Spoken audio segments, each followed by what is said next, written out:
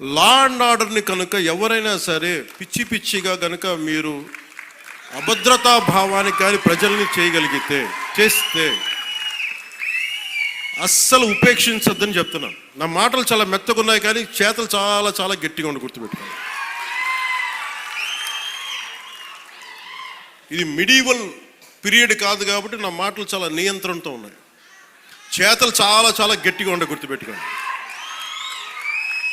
ఎందుకని మీరు రాజకీయ పరంగా ఏదైనా చేద్దామంటే సంతోషం, అది మీరు ఒక విమర్శ చేయండి, ఇక్కడ అభివృద్ధి బాగలేదు ఇంకోటి బాగలేదు, కానీ మీరు కులాల మధ్య మతాల మధ్య గొడవ పెట్టేద్దాం అనుకుంటే వాటిని మెరుగు నేను వ్యక్తిగతంగా చాలా పర్సనల్గా తీసుకుంటాను. ఎందుకంటే I believe firmly in the foundations of our constitution.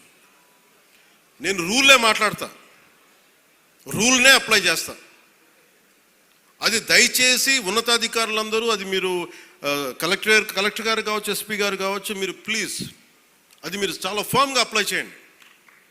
అది నేను స్వయాన ముఖ్యమంత్రి గారే మేము తప్పు చేసినా మాకు కూడా అప్లై చేయండి అని మేము శాసనసభలో చెప్పి we are bounded by that word.